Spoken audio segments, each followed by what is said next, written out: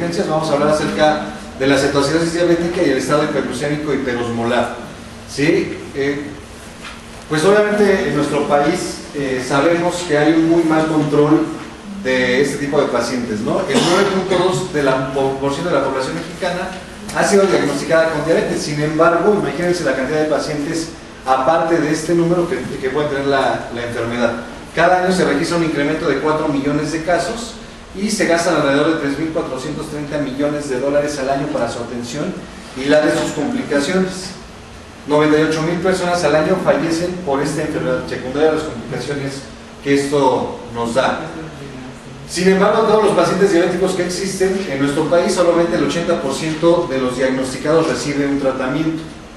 El 25% tiene un adecuado control de las cifras de glucosa y el 7% está en riesgo alto por una hemoglobina glucosilada y de complicaciones, y de 49.8% en riesgo muy alto de padecerlas.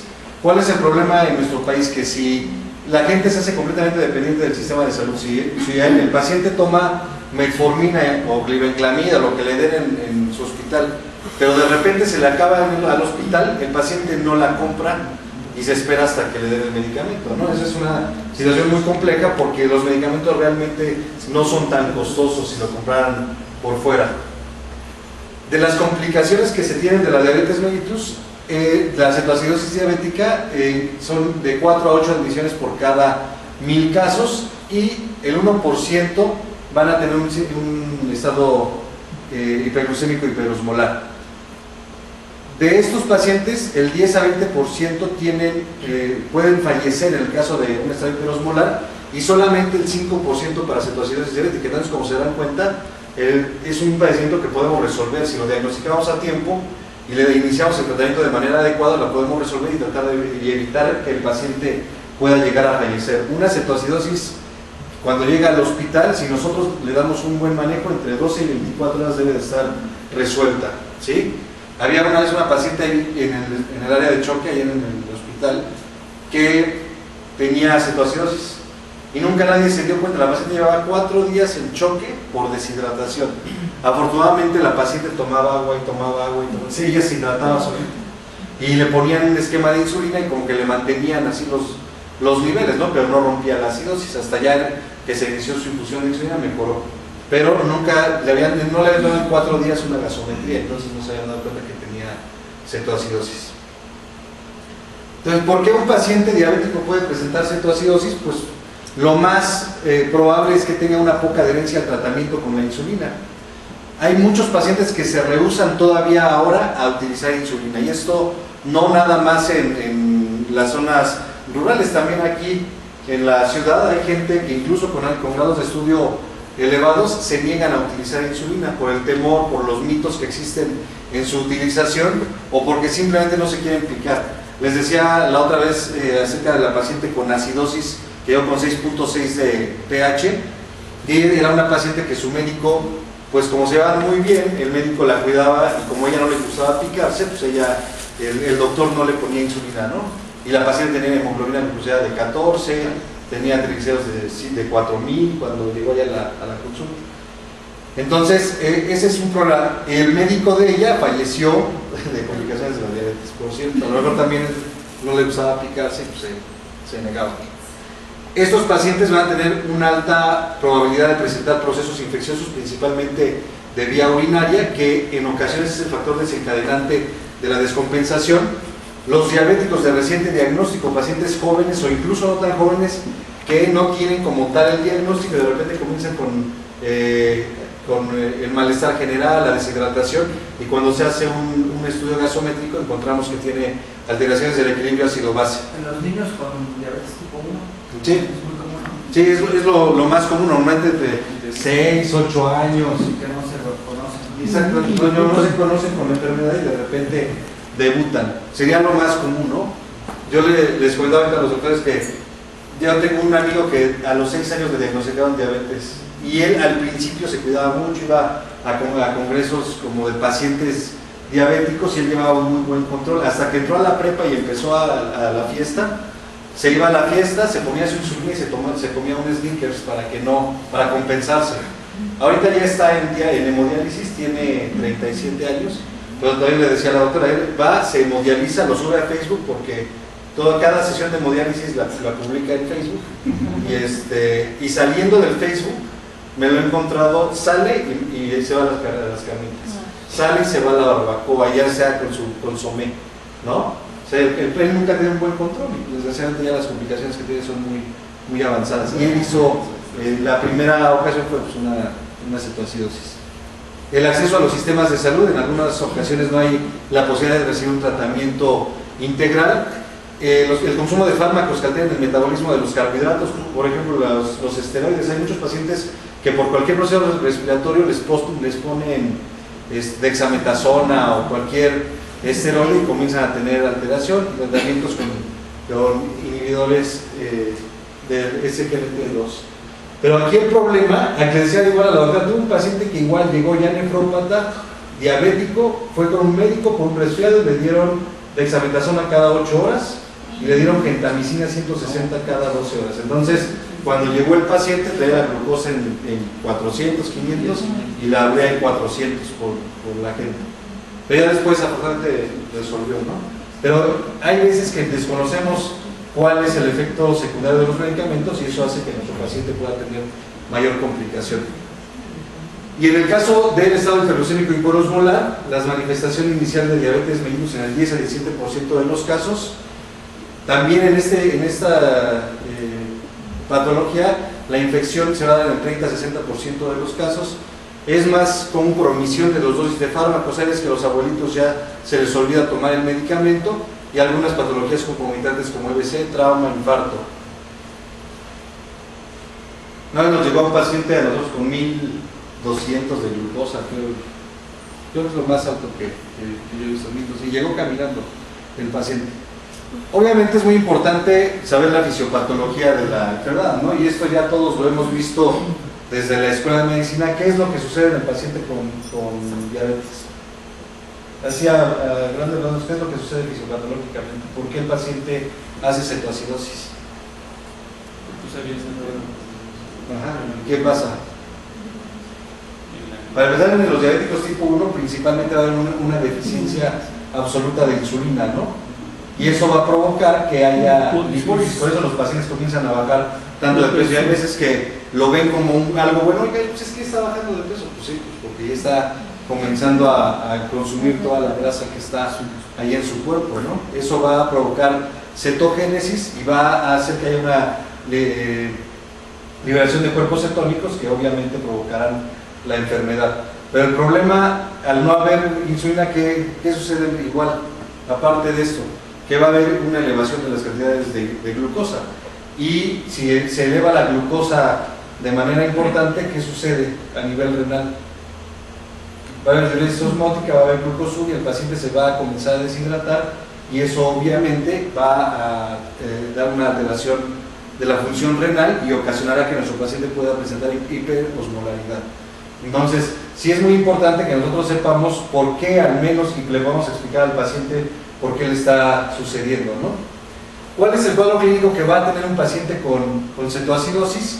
Es muy variable. Hay gente que llega con un cuadro de gastroenteritis, nada más, sin alguna otra manifestación, y cuando le hacen la gasometría ya encuentran que tiene una alteración del equilibrio ácido-base. Entonces puede haber polidipsia, poliuria, debilidad, pérdida de peso, que ya sería con el paso de los días. Incluso hay pacientes que cuando comienzan a hacer la alteración refieren, es que ha bajado, no sé, 3, 5 kilos en una semana, ¿sí? Cuando se descompensan. Náusea, vómito y dolor abdominal. El problema de que presenten náusea y vómito es que el paciente lo relaciona con una gastroenteritis nada más, y hay veces que tienen 4 o 5 días con la sintomatología y cuando llegan al hospital pues obviamente ya está con muchas alteraciones. Puede haber hipotermia, taquicardia, obviamente por la deshidratación, y si está séptico también, taquipnea, la respiración de Kussmaul, que es la que se describe siempre del paciente acidótico. Puede haber hilio, aliento a cetonas y estado mental alterado. En este caso, en el dolor abdominal, ya los pacientes con un dolor abdominal muy intenso, porque hay una disminución de la perfusión a nivel esplácnica y eso genera que el paciente, uno de los datos más importantes es que presente dolor. En cuanto se empieza a hidratar el paciente, el dolor desaparece. El tiempo de presentación, en el caso de la cetoacidosis, es de inicio agudo y es mucho más común que se presente en pacientes con diabetes mellitus tipo 1. Y en el caso del estadio hiperosmolar, pues igual va a presentar polidipsia, poliuria, debilidad, pérdida de peso, va a haber hipotermia, taquicardia, taquipnea y estado mental alterado. Va a haber un inicio insidioso y en este caso es más común que se presenten los diabéticos tipo 2. Sin embargo, no quiere decir que sea exclusivo de uno o de otro. Cualquiera de los dos se puede presentar en cualquier tipo de pacientes. Entonces, si llega un paciente al servicio de urgencias, ¿qué es lo que le tenemos que hacer para llegar al diagnóstico? Entonces, vamos a hacer una biometría hemática, hay que ver si hay un proceso infeccioso que esté agregado, porque en ocasiones se le da tratamiento a la cetoacidosis, pero no al proceso infeccioso y no hay una adecuada resolución. Química sanguínea, ver la función renal, ver los electrolitos séricos, examen general de orina para determinar si hay presencia de cetonas, la gasometría arterial y venosa de ingreso, que es lo que se requiere en la bibliografía, resto de controles con gasometría venosa únicamente, y los necesarios para descartar la causa predisponente. Ya decíamos que puede ser pancreatitis, infarto, cualquier proceso infeccioso respiratorio, urinario, abdominal, cualquier lugar que pueda haber algún tipo de infección, pero siempre hay que descartar cuál sería la causa. Y eso es muy importante porque cuando nosotros estamos en el servicio público hacemos un uso desproporcionado principalmente de las gasometrías. Nosotros cuando llegaba un paciente con cetoacidosis le tomábamos gasometría a veces cada hora. Entonces el expediente del paciente era un bonche así de puras gasometrías y realmente no es lo adecuado, ¿no? Ya hemos comentado en otras ocasiones que de preferencia no hacer gasometrías arteriales al paciente, a menos por ejemplo al inicio cuando llega el paciente, pero ya posteriormente se puede hacer gasometría venosa. Hay veces que se prefiere tener un acceso central, puede ser periférico, pero en un catéter largo, y se puede tomar ahí para tratar de evitar estar funcionando. Imagínense si le tomamos cada hora gasometría arterial al paciente, va a ser lesión vascular y obviamente va a haber mayor complicación. Entonces, en el servicio público sí es muy común que abusemos de las gasometrías, pero cuando estamos en el medio privado, ¿cuánto cuesta una gasometría? La otra vez decíamos, ¿cuánto cuesta? Entre 800 y 900 pesos una gasometría. Entonces imagínense, si ustedes le van a tomar 3 gasometrías al día, entonces ya se eleva considerablemente y el paciente, pues no es posible en ocasiones poder, que puedan mantener un gasto así, ¿no? Yo no sé si les platiqué, yo la primera paciente que vi privado cuando salí de la escuela de medicina era una cetoacidosis y yo no me di cuenta que era una cetoacidosis. Entonces se me quedó muy grabado la paciente. Llegó, tenía 400 de glucosa, y dije, pues le internamos, le ponemos un suerito y todo, y fue un familiar de ella que era nefrólogo, y me dijo, oye doctor, fíjese que vi a mi familiar, no sé si usted esté de acuerdo en que la manejemos juntos. Y dije, pues, obviamente sabe más que yo, ¿no? Sí, no, sí, usted lo que quiera. Pues él tampoco supo que tenía cetoacidosis. Y al otro día la paciente empezó con mayor alteración, cayó en paro y se murió. Entonces, eso se te queda muy grabado, ¿no? Yo normalmente ahora sí le pido la gasometría cuando ingresa, pero a veces ya me espero hasta que se vaya el paciente. O sea, trato de tomarle 2 gasometrías, a lo mucho 3 a una cetoacidosis, y me voy guiando por las cetonas en las tiras reactivas y por el olor del paciente del cuarto. Cada vez que entro al cuarto, vuelo y digo, todavía está. Sí, y así vas viendo, y ya de repente, ya cuando ya no huele tanto, la otra gasometría ya hay resolución, ¿no? Pero yo les decía, se me quedó tan grabada la paciente que incluso llegaba el paciente a urgencias y nada más con una cetoacidosis, sé que pues es muy característico el olor. Que yo la verdad es que nunca he encontrado que huelan a manzanas dulces, ¿no? Digo, yo he oído las manzanas dulces, es bien diferente a la cetoacidosis. Entonces, hay criterios diagnósticos que nosotros debemos de tomar en cuenta para clasificar al paciente que nos llega al servicio de urgencias. Las guías de la ADA se formularon en el 2009, me parece que fue como que las últimas actualizaciones, aunque hay varias revisiones, incluso hay una revisión reciente, prácticamente los criterios siguen siendo los mismos, ¿sí? En el caso de la cetoacidosis, la vamos a clasificar en leve, moderada y severa, y eso va a depender de los parámetros que encontremos en el laboratorio. En las 3 siempre va a haber una glucosa mayor de 250, ¿sí? La cetoacidosis es una característica, siempre glucosa arriba de 250, pero hay una entidad muy rara que se ha estado describiendo últimamente, en el cual hay pacientes con cetoacidosis con glucosas menores de 200. Es muy raro, pero son pacientes que están acidóticos, tienen cetonas, pero no tienen hiperglucemia. Y se manejan como acidosis nada más y solamente resuelven cuando al paciente se le pone insulina. Es muy raro, hay muy pocos casos descritos, pero sí ha llegado a pasar. Entonces, más de 250 de glucosa, el pH arterial que sea de 7.25 a 7.30 sería leve, de 7 a 7.24 moderada y menos de 7 sería severa. El bicarbonato sérico de 15 a 18 va a ser leve, de 10 a 15 moderada y menos de 10 severa. Pero aquí hay que tomar en cuenta, si nosotros tenemos una gasometría arterial, que obviamente el pH va a estar modificado por el CO2, el paciente tiene hipercapnia y tiene taquipnea y comienza a respirar más rápido, va a comenzar a eliminar CO2 y puede compensar el pH. Entonces a lo mejor llegue el paciente y tenga un pH de 7.25 y diga, no, pues es leve, pero tiene 10 o tiene 9 de bicarbonato. Entonces lo más importante va a ser el bicarbonato sérico, ¿sí? Si nosotros tomamos en cuenta eso, a lo que le vamos a hacer más caso para clasificar la severidad va a ser en el bicarbonato. La presencia de cetona senoína, que va a ser positivo en los 3 casos. Si tenemos determinación de cuerpos cetónicos séricos, que será muy difícil que lo tengamos realmente, la osmolaridad efectiva va a ser muy variable en la cetoacidosis. El anion gap va a ser mayor a 10 en la leve, mayor a 12 en la moderada y en la severa, y el estado mental también es muy variable. Hay pacientes que incluso pueden tener una cetoacidosis severa y pueden llegar caminando y hablando, pero lo que se describe principalmente es que en la leve estén alertas, en la moderada estén somnolientos y en la severa tengan estupor o coma. Pero le digo, eso ya va a ser dependiendo de cada paciente. En cambio, en el estado hiperglucémico hiperosmolar vamos a encontrar que todos estos pacientes van a tener una glucosa mayor de 600, el pH siempre va a estar por arriba de 7.30, el bicarbonato siempre va a estar por arriba de 18, puede haber la presencia de cuerpos cetónicos, no a tal grado como en una cetoacidosis diabética, va a haber una disminución de los cuerpos cetónicos a nivel sérico, pero aquí la osmolaridad efectiva va a ser mayor a 320.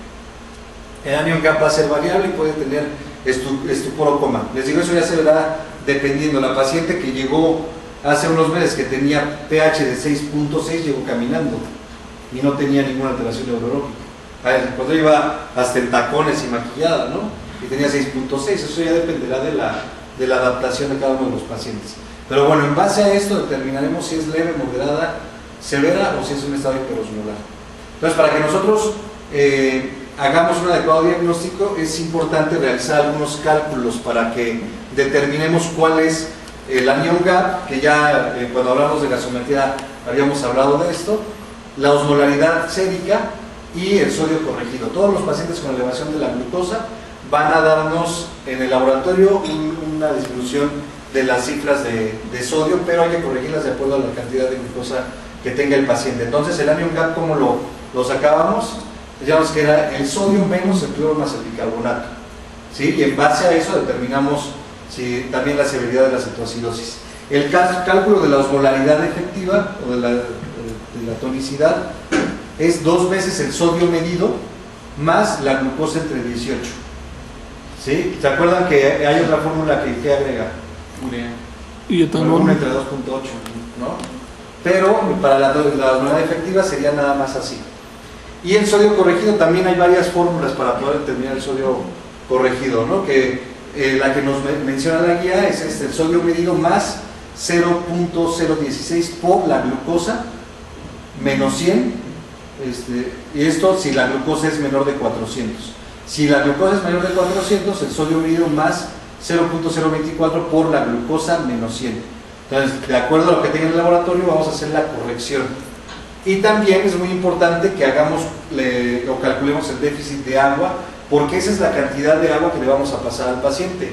No es como que pásale 1 litro y pásale otro litro y pásale, como decimos, ¿no? Hay veces que se indican 1000 para 1, 1000 para 2, 1000 para 4, 1000 para 6 y al final tiene mucha agua arriba. Entonces el déficit de agua es 0.6 por el peso en kilos por 1 menos el sodio corregido entre 140. Cuando nosotros calculamos la cantidad de agua que al paciente le falta, eso es lo que le vamos a pasar en las siguientes 24 horas, ¿sí? No es, pues, saber 1000 para 8, o sea, sí hay que calcular exactamente cuánta agua le vamos a pasar, que normalmente no se hace, ¿no? Entonces, a ver, imagínense, por ejemplo, que es un paciente de 88 kilos y que tiene un sodio corregido de 133. A ver, ¿cuánto daría? El déficit de agua de 0.6 ¿es constante o sí varía entre 6 o 3? Sí, normalmente ese es, la guía lo menciona como un punto constante, aunque normalmente ya sabes el punto, incluso punto 4, punto 5, punto 6, dependiendo si es hombre, mujer o si es anciano. Pero normalmente aquí sí se prefiere punto 6 porque da un aporte mayor. ¿Cuánto dijo de sodio? 133.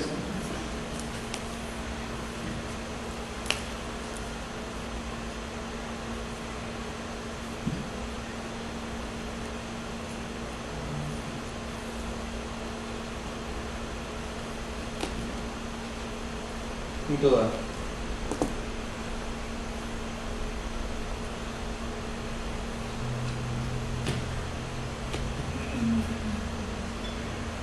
¿Peso cuánto dijo?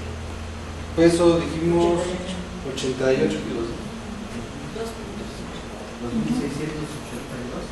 Entonces, en el caso, si el paciente tuviera eso, tendría un déficit de 2682.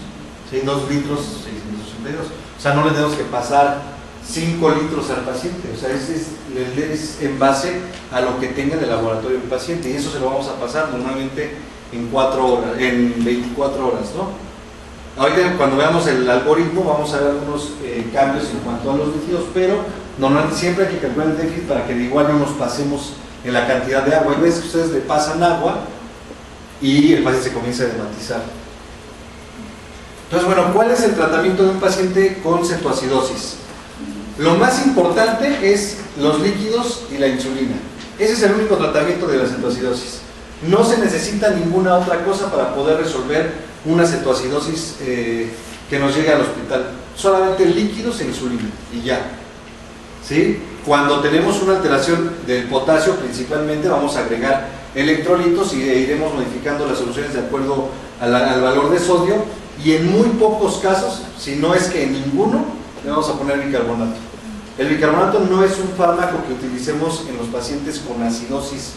Realmente hay criterios muy específicos para poder utilizarlo, y en la cetoacidosis solamente hay criterios que ahorita vamos a ver para utilizarlo. ¿Por qué? Porque si ponemos bicarbonato no lo requiera tanto el paciente, puede haber una acidosis de rebote y el paciente va a tener más complicación. Entonces, el bicarbonato en muy pocas ocasiones. Entonces, ya decíamos, el primer punto, ¿no? Los líquidos. Hay que reponer el volumen intravascular depletado, que normalmente es la cantidad de líquido que nos sale en el déficit que calculamos previamente. Hay que recuperar la tonicidad normal. ¿Cuál es la tonicidad normal? ¿Cuánto es lo normal de osmolaridad? 285. Sí, más menos 20, ¿no? 280 más menos 20. Ya decíamos que en el estado hiperosmolar es mayor a 320 la que vamos a encontrar. Mejorar la perfusión tisular. Si es un paciente que está con disminución de la volemia, es un paciente deshidratado, obviamente va a haber hipoperfusión. Disminuir la formación de lactato, mejorar la perfusión renal y favorecer la excreción de glucosa, y disminuir la concentración sérica de la glucosa. Entonces, líquidos. El déficit de líquidos deberá ser corregido en las primeras 24 horas. Si en ese déficit de líquidos nos salen 4 litros, sí le podemos dejar probablemente 1000 para 6 horas, sean los 4 litros en las 24 horas. ¿Qué solución vamos a utilizar? La guía de la ADA nos menciona la utilización de solución salina al 0.9%. Hay unas actualizaciones, hay una europea y hay una actualización de medicina interna de aquí de México que refiere a la utilización de solución Harman para la resolución de la cetoacidosis. Sí se puede utilizar, no hay ningún problema. Administrar inicialmente 1 litro en la primera hora. Hay teorías que fisiopatológicamente nos dicen que si el paciente le inician ustedes la insulina en infusión, pero no han repuesto algo de volumen, la insulina no va a comenzar a crecer. Entonces hay que hidratarlos un poco para que comience a redistribuir la insulina. Guiar el resto de la reanimación de acuerdo a la hemodinamia, al estado de hidratación y al gasto urinario. Aquí también, si el paciente puede tomar líquidos, hay que darle líquido vía oral. No es una contraindicación de que pueda tomar agua, o sea, si el paciente lo tolera, debe tomar agua y el paciente va a mejorar mucho más rápido.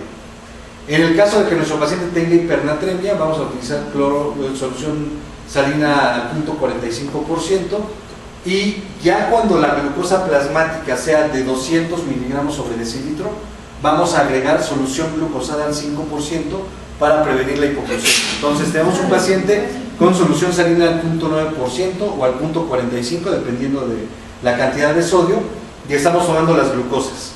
Cuando nosotros encontramos que la glucosa ya está en 200 hacia abajo, conectamos una solución glucosada al 5% en Y para tener el aporte y que se rompa la cetoacidosis. ¿Sí? La insulina, la función de la insulina va a ser disminuir la producción endógena de glucosa, aumentar la utilización periférica, inhibir la lipólisis y la cetogénesis y disminuir la secreción de glucagón. El objetivo del paciente con cetoacidosis es disminuir los niveles de glucosa el 10% en la primera hora. ¿Por qué es importante esto? Porque hay veces que el paciente llega, le tomamos el Dextrostix y dice high, ¿no? Entonces, el paciente, si tiene, imagínense que llega un paciente con 1200 de glucosa. ¿A partir de cuánto deja de marcar el oxímetro? 600. De 600. Entonces, ¿cuántas horas van a pasar para que nuestro paciente marque en el glucómetro? 6, 8 horas, ¿no? Y hay veces queremos ver que a la siguiente ya no diga high, y eso no va a pasar, ¿sí? ¿Por qué? Porque nosotros debemos de disminuir de 50 a 75 miligramos por decilitro por cada hora. Entonces imagínense cuántas horas vamos a tardar en ver ya un valor menor de 600 en el glucómetro. Les digo 8 horas o incluso hasta más.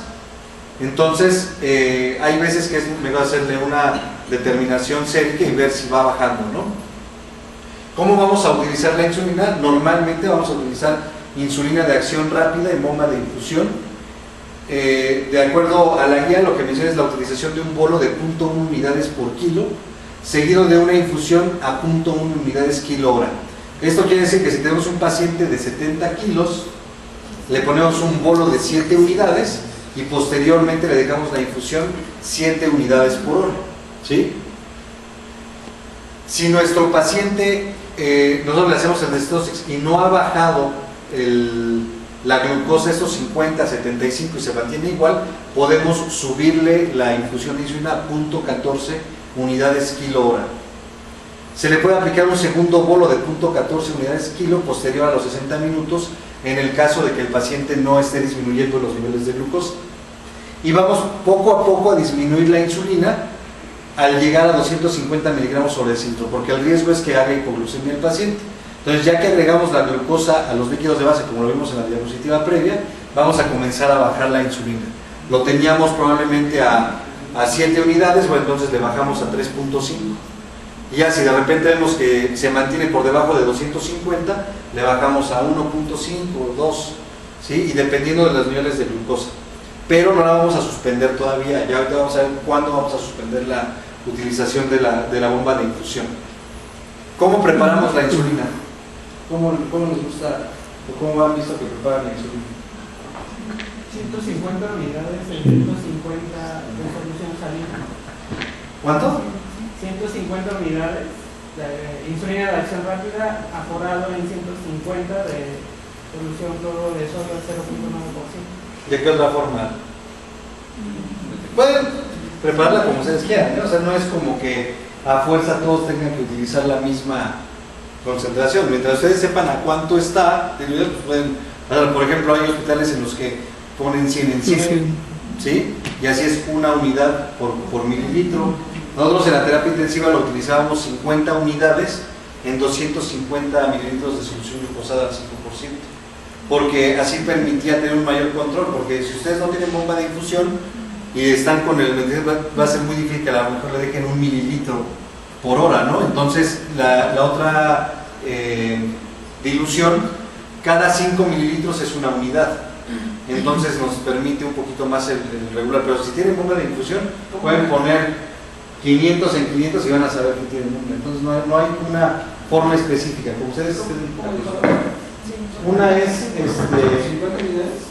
50 unidades en 250 de glucosa al 5. Y les digo, cada 5 mililitros es una unidad. Si tienen 15 mililitros son 3 unidades. ¿Sí? Les digo, eso también hay que irlo ajustando. Si es un paciente que no le quieren pasar tanto volumen, pues le pueden poner 100 en 100. ¿Sí? Si no tienen problema con el volumen, le pueden dejar el otro de la otra forma. Nosotros en terapia, en urgencia lo utilizábamos 100 en 100 y en terapia 50 en 250. Pero como ustedes estén acostumbrados, solamente hay que saber la dilución adecuada. Pero así es como nosotros debemos de manejarle la insulina al paciente. ¿Con solución glucosada? Al 5%. Disminuir los niveles de glucosa, no. Los pacientes con cetoacidosis y síndrome o estado hiperosmolar pueden cursar con hipocalemia. ¿Por qué? Porque el tratamiento con la insulina, por la corrección de la acidosis. Recuerden que todos los pacientes con acidosis van a presentar elevación de los niveles de potasio sérico y por la administración de volumen. Entonces hay que iniciar la administración de potasio si los niveles son menores a 5 para mantenerlos siempre entre 4 y 5. Le vamos a agregar de 20 a 30 milequivalentes en cada litro de solución. La llave sea de 2 tercios de cloruro, 1 tercio de fosfato, pero bueno, lo que normalmente tenemos es el cloruro de potasio. Entonces le vamos a dejar 20 en cada litro de solución para siempre mantener los niveles adecuados de potasio.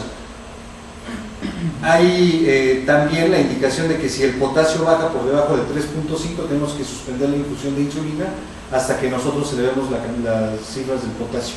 Porque acuérdense que la insulina va a hacer que entre el potasio a la célula y va a haber una disminución del potasio sérico. Y el bicarbonato que mencionábamos hace un momento, no existe indicación para la administración rutinaria de bicarbonato. No acorta el tiempo de resolución, no disminuye la estancia hospitalaria ni la mortalidad e incrementa el riesgo de hipocalemia y de edema cerebral. Que bueno, aquí también en lo que decíamos de la insulina, si ustedes le bajan la glucosa muy rápido, más rápido de este parámetro, pueden ocasionar edema cerebral. Por eso siempre debe ser gradual el descenso de la glucosa. Si no se desesperen, les digo, si llego con 1200, pues ustedes ya saben que van a tardar 8 horas. O sea, a lo mejor a las 2 horas tomen otra glucosa. Y bueno, ya tiene ahorita 1000. Va a ir bajando. O sea, no es como que tengan que bajarle en 1 hora toda la glucosa, eso va a ir disminuyendo un poco. Entonces, el bicarbonato solamente se utiliza en pacientes con un pH menor a 6.9, con un bicarbonato menor a 10 o con un CO2 menor a 12. ¿Sí? Son las únicas indicaciones para bicarbonato en cetoacidosis. Hay pacientes que llegan, por ejemplo, con 3 de bicarbonato y eso sí es indicación, ¿no? Pero estas son las 3 únicas indicaciones para bicarbonato en el caso de cetoacidosis. ¿Cómo vamos a administrar el bicarbonato? En este caso en específico, 2 frascos de 44 miliequivalentes, que son los de 50 mililitros, o 10 ámpulas de 10 miliequivalentes aforados en 400 mililitros de agua estéril, más 20 miliequivalentes de cloruro de potasio, y lo vamos a pasar a 200 mililitros por hora. Lo vamos a repetir cada 2 horas hasta que el pH venoso sea mayor de 7. Aquí no vamos a hacer el cálculo del déficit de bicarbonato. Aquí, de acuerdo a la guía, menciona muy específico cómo lo vamos a administrar. Vigilar estrechamente los niveles de potasio en los pacientes que se administre esta solución, porque también el bicarbonato va a provocar una disminución del potasio. Entonces, si ustedes ven en las guías, vamos a encontrar este algoritmo que, si están en el ambiente hospitalario y les llega de repente un paciente, lo pueden descargar y dar el manejo conforme va. Si nosotros a veces en urgencias imprimíamos la hoja e íbamos siguiendo el algoritmo, ¿sí? Los fluidos, cuánto le vamos a pasar, si el paciente tiene hipovolemia, le administramos cloruro de sodio, ¿sí? Si el paciente tiene alteraciones cardíacas, no vamos a pasar tanto líquido, evaluar y corregir el sodio de acuerdo a los niveles que tenga y dependiendo de eso, ver qué tipo de solución. Si el sodio está alto, le vamos a poder solucionar al punto 45%, si no al punto 9%. Y dependiendo de cómo va a ser el estado de hidratación. Ya decíamos, si cuando disminuyamos 200 miligramos sobre el cilindro de la glucosa, vamos a iniciar dextrosa al 5% para que demos un aporte de glucosa.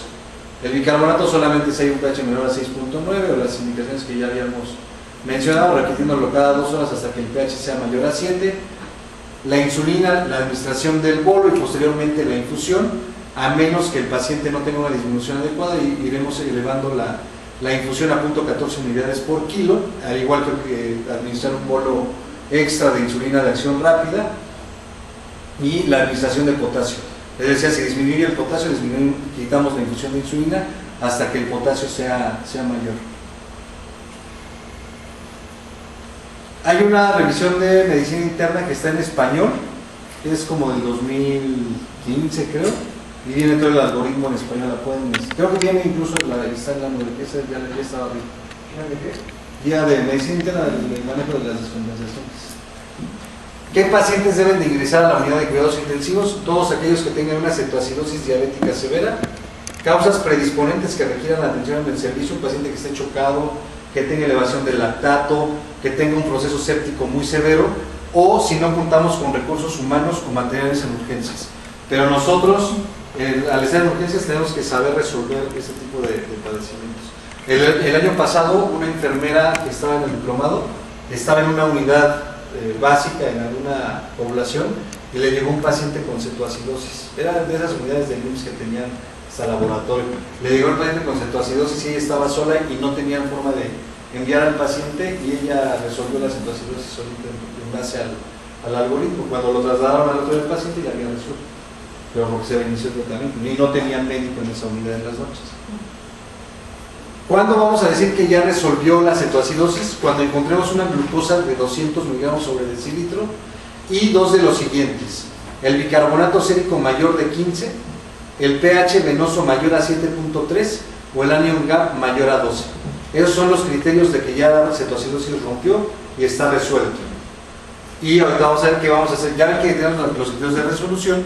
Vamos a suspender la infusión de insulina, le iniciamos la dieta al paciente y vamos a cambiar la insulina ya a un esquema basal, como es lo que vamos a ver. Y en el caso del estado hiperosmolar, que el manejo es prácticamente el mismo, solamente vamos a ver los criterios de resolución, la disminución de la glucosa, la osmolaridad normal y el estado mental normal.